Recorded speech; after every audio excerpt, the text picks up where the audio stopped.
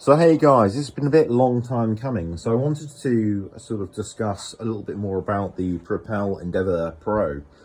As you know, I'm pretty much unbiased. I love all these boards. We've kind of got a variety of different brands here. So we've got own board, Tramper, Propel, and obviously the latest board that we've brought into the shack is the Meepo Hurricane. Now, so the Propel is literally an awesome board. It's somewhat trying to go between a sort of a mountain board, which is sort of designed for literal pain on the road. So you can jump this off, you know, hills and all the rest of it. Whereas you take something like the Meepo, where it's sort of designed for speed, you know, carving, everything else.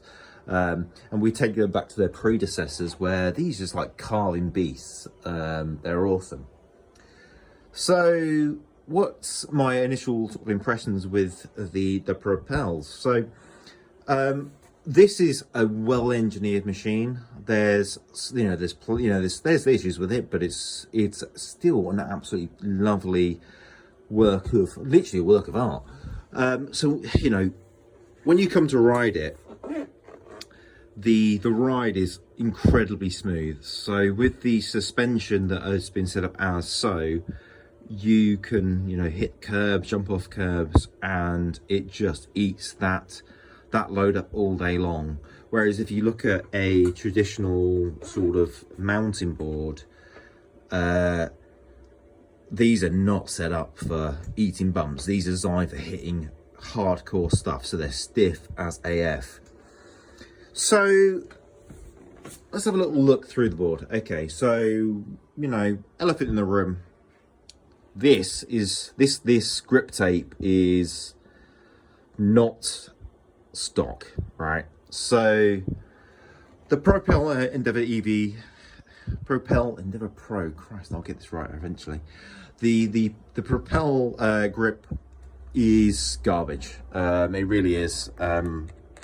I had to switch this out pretty much immediately. I actually think the dope grip works really nicely. So there's something to be aware of there.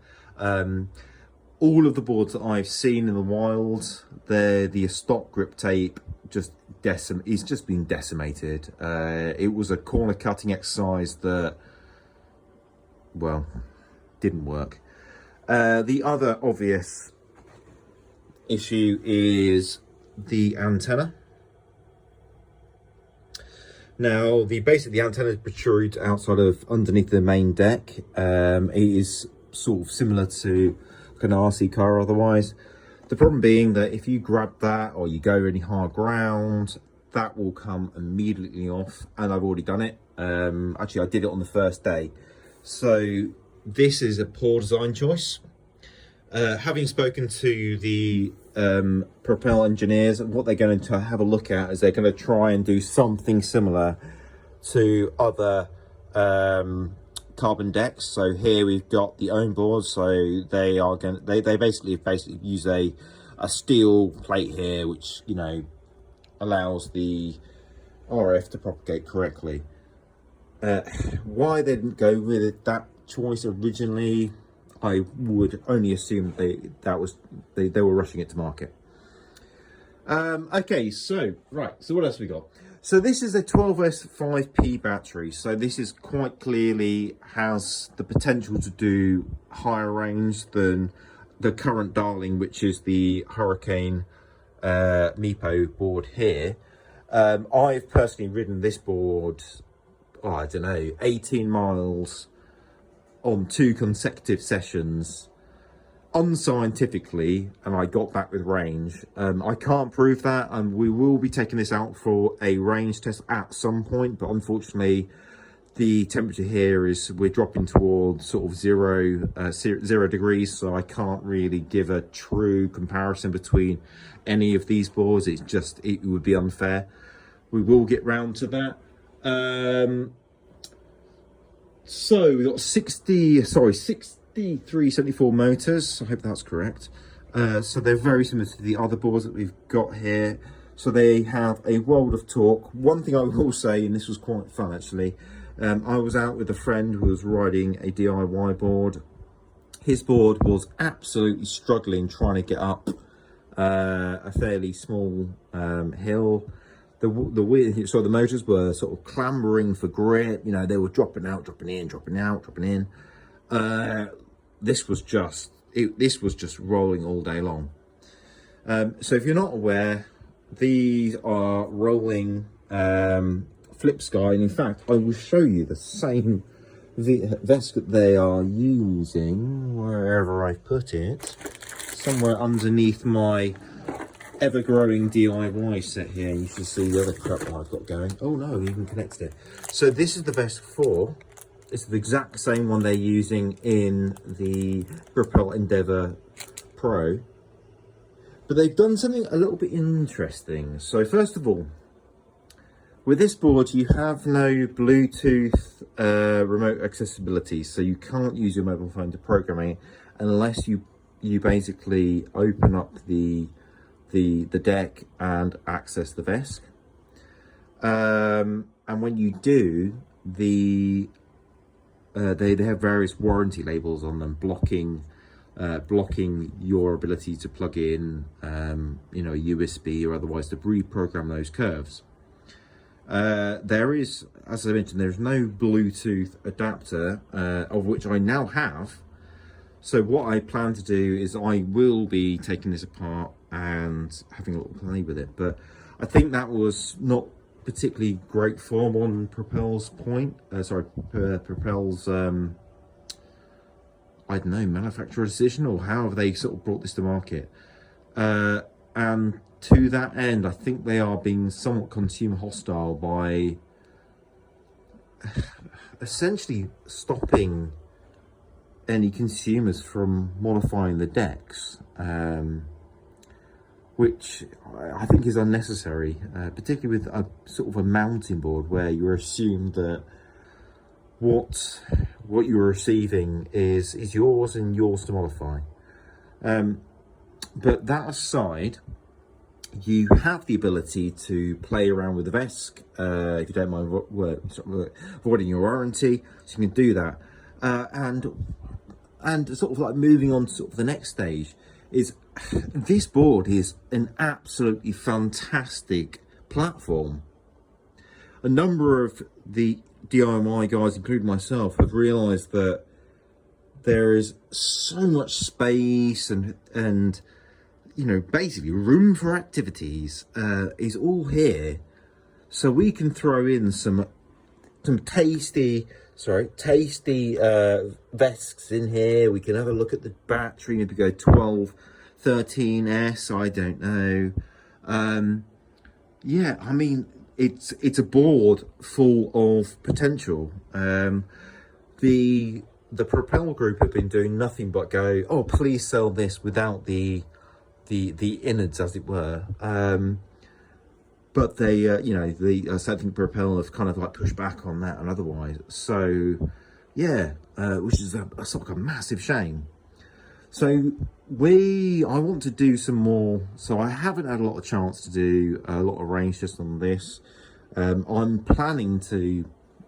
Oh God, don't tell the Propel guys this, but we're going to take the drip tape off, and then we're going to have a little play with the VESC, and I think this board has got so much potential. So if I step back a moment, if I look around at the boards that I own and the other boards in the other room, for me, particularly as a DIYer, the Propel is an insta buy at the pretty modest price. I mean, this Propel was this Tramper was about, I don't know, I think it was about $4,000, maybe towards $5,000. This, I think it was what, $2,000, if not less. I mean, I got in early. I mean, from my mind, I paid about £1,300, which is I think it's about $1,500. So in crazy value for money. And again, when you compare it to the Meepo, the Hurricane, oh, it's difficult. I mean, basically the Propel wipes the Hurricane off the ground. It has a far larger, longer range. It's a better ride, better deck. And by the way, the deck on the Propel is something, I mean, I don't know, but it's a carbon deck, and I've taken this off and it just looks magnificent. They've really done a great job on this.